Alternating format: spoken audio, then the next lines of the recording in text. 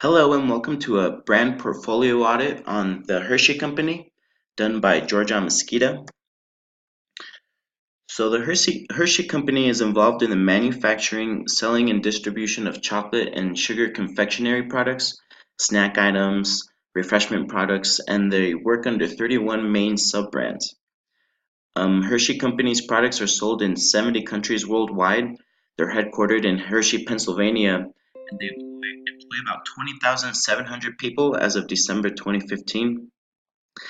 The company sells their products primarily to distributors, chain grocery stores, merchandisers, vending companies, wholesale clubs, convenience stores, and department stores. And so the company, which has more than 80 total brand names around the world, it drives over $7.1 billion in annual revenue, and it includes iconic brands such as the original Hershey's brand, Reese's, Hershey's Kisses, Jolly Rancher, and Icebreakers. It's focused on growing its presence in key international markets, which will continue to build its competitive advantage in North America as well. Additionally, Hershey is poised to expand its portfolio into categories beyond confectionery, finding new ways to bring goodness to people everywhere.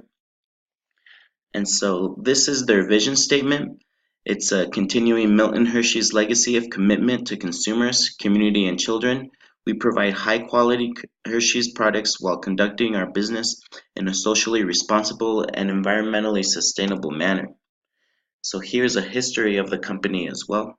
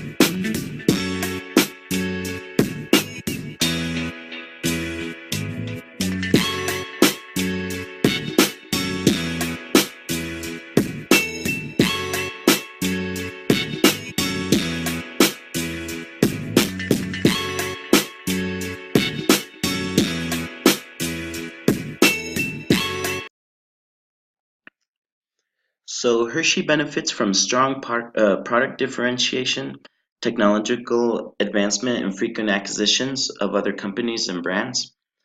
They've been in business for more than 100 years, so every generation of people is aware of the brand, and it's a top Fortune 500 company. They hold 42% of the market share in their industry, so no other company is known for chocolate like Hershey's is. They have leveraged their corporate brand really well through innovation in their products, smart differentiation between sub-brands as well, and they've recently rebranded their corporate brand to underscore the company's evolution from a mainly US chocolate maker to a global confection and snack company. So, thanks to their expansions, the Hershey Company is going to continue to prosper as one of the world's most well known and recognized consumer brands. When it comes to brand elements, the main one that people know is the Hershey's main chocolate bar itself, with its gray lettering and font, and then also the brown paper background. Also really iconic is the Hershey's Kisses shape. Whenever people see this shape, they automatically know that it's a Hershey's Kiss. Also really famous is the Reese's Peanut Butter Cup itself. The cup has been really popular, and that's what's made Reese's one of the main sub brands that Hershey's has. Also, pretty relevant in their elements is their advertising through commercials where they use animation. They like to use animations in the chocolate world, and they animate their Hershey's Kisses as well with human emotions and movements. When it comes to brand equity, it's built by creating expectations for a positive experience with their brands, and Hershey's has consistently delivered on that promise. It's built from consumer perception, which includes both their knowledge and experience with the Hershey brand and their products. And the Hershey company has excelled in providing good quality products and has come up with new ones to advocate the changing tastes and trends that people have. So the brand equity for Hershey's and its products is very high. In 2012, they did a study of more than 11,000 brands in over 42 product categories, and Hershey products had four of the top six, as you can see here. So they're really, really good when it comes to brand equity. Here's a couple of the subsidiaries that most of the subsidiaries that Hershey's has. You can see that most of the ones in the US are in Delaware, and then there's one in Hawaii. They only have, I believe, two in Europe, in the Netherlands and the United Kingdom, and then they have a lot more going on in the other side where there's India, China, Japan. They've got subsidiaries in Singapore and Thailand as well, and then Brazil and Mexico are the only ones that are in South and Central America. So portfolio strategy can't be created or changed in isolation. It's connected to the business strategy and the brand strategy very closely. So Hershey's brand strategy is to market certain products of their brands to small target audiences, which tailors its products to meet those audiences' particular demands. So Hershey's wants to be known as the top leader in any product category that they work in, so that their customers can be loyal to the brand and depend on them for whatever product they need. Because their brand strategy is to provide the public with whatever they pretty much are interested in, then their portfolio strategy is to be as versatile, as varied, and as high quality as possible. So for their portfolio strategy, their product categories include chocolate, candy, mint and gum, and nuts and caramel. They've established brands under all of those categories, and in recent years, they've been expanding their categories to include niche products like high quality chocolates, organic products, and health conscious products. You can see here their brand portfolio is really extensive. Under the main Hershey's brand itself, they have different chocolate bars, different branded cookies, and then when it comes to Reese's, they've got the original peanut butter cup, they've got pieces, they got sugar-free cups, they've got wafer bars, and then when you get to Hershey Kisses, um, they have a lot of different types of kisses too. Other than chocolate that isn't Reese's or Hershey's, they have a lot of different other brands as well. They have a Fifth Avenue candy bar, they have Almond Joy, they have Caramello and Cadbury, which are really, really um, old chocolate companies as well, but that they've acquired. And then they've got things that aren't really chocolate, like they have Twizzlers candy. They have Jolly Rancher candy. They have York peppermint patties. They work in. They have a different brands like SoFit, which are health bars, and as you can see here, all of their products are very, very different.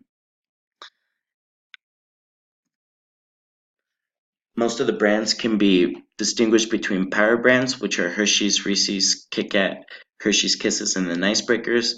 And then you can see that their portfolio has a lot of other diverse brands as well, like Payday, Whoppers, Milk Duds, Heath, Brookside Candies, Breath Saver Mints, and Take 5 bars.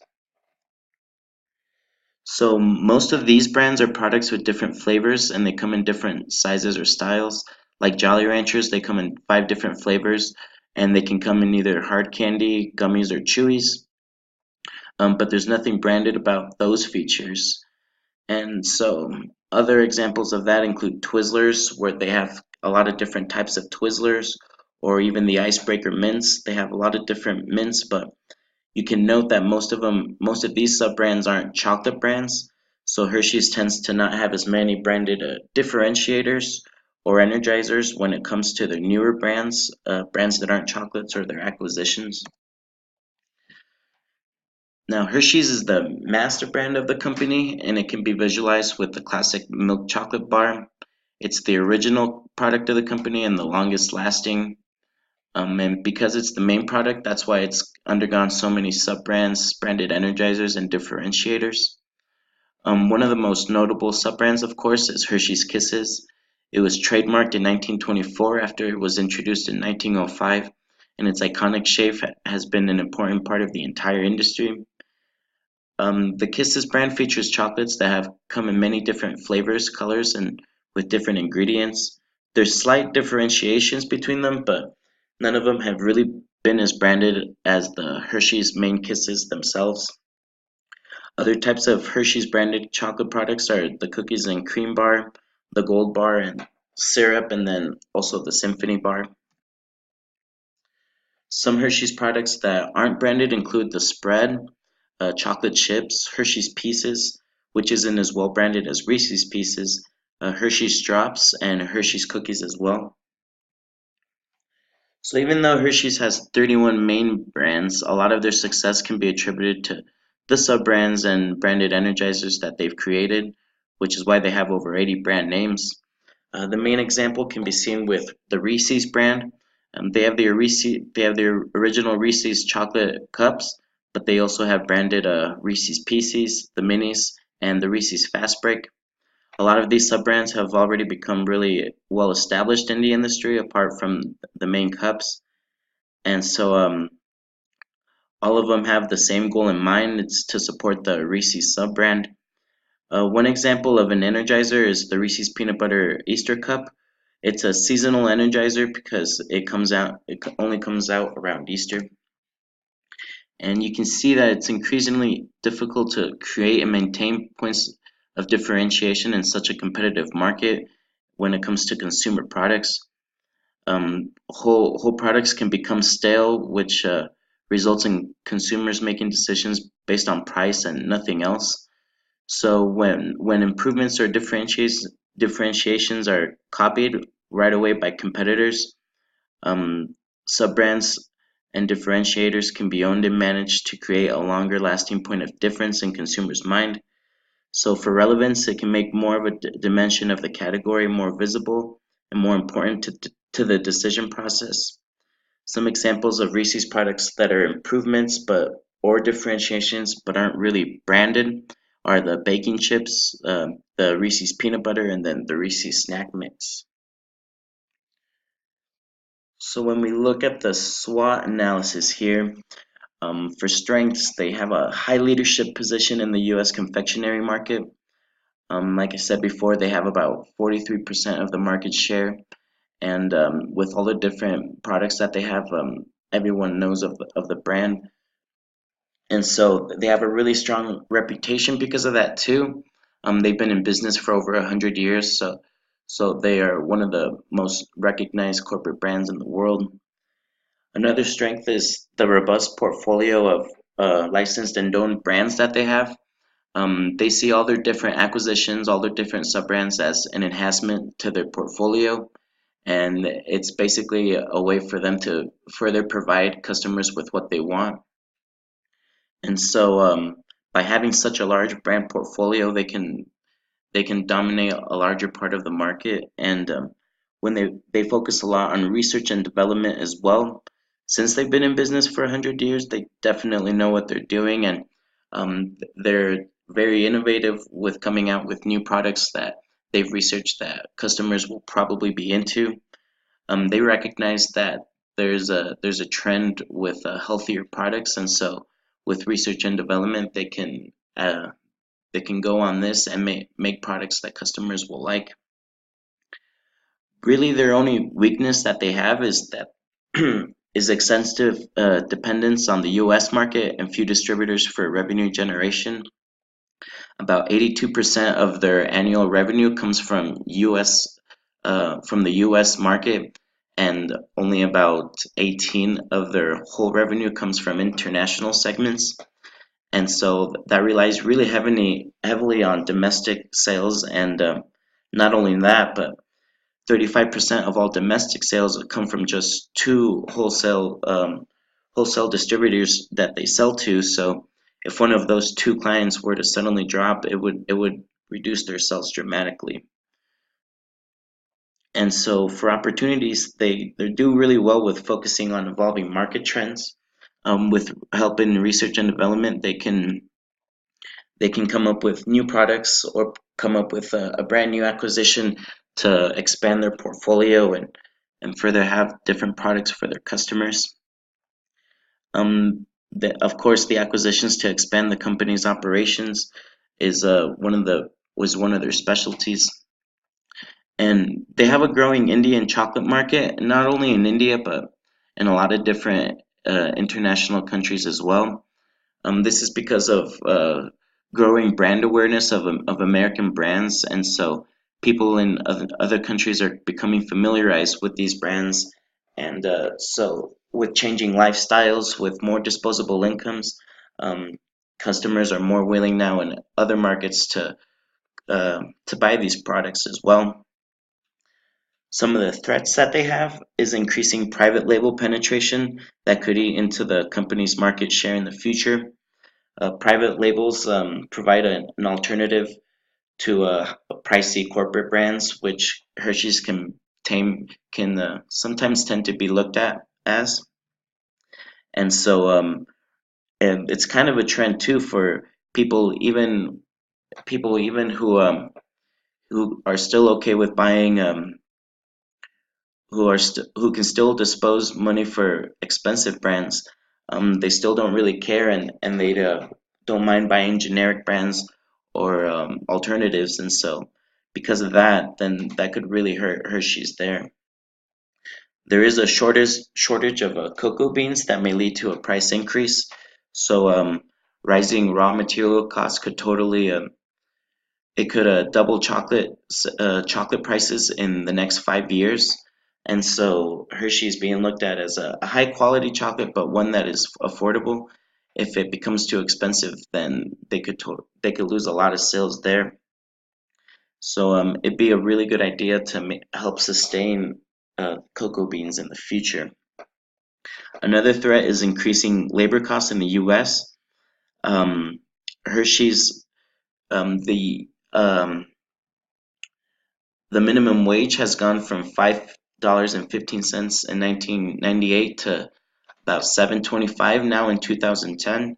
And so since uh, most of their chocolate is manufactured in the US, prices could possibly increase if their operation costs increase as well. So Hershey's is a successful company with many marketing strengths, but it also has its weakness, threats, and opportunities. The strong brand name will help when Hershey's is forced to raise prices due to cocoa prices increasing in the future. Hershey's relies heavily on their U.S. segments for sales, and in that, a few specific wholesaler drives a high percentage of their total sales. So they should expand more internationally and try and balance out their ratio of domestic versus international sales. They already have a strong brand that everyone recognizes, so expanding into growing international markets will be facilitated. Hershey's has one of the largest corporate brand portfolios in the world, and it's only getting bigger as well.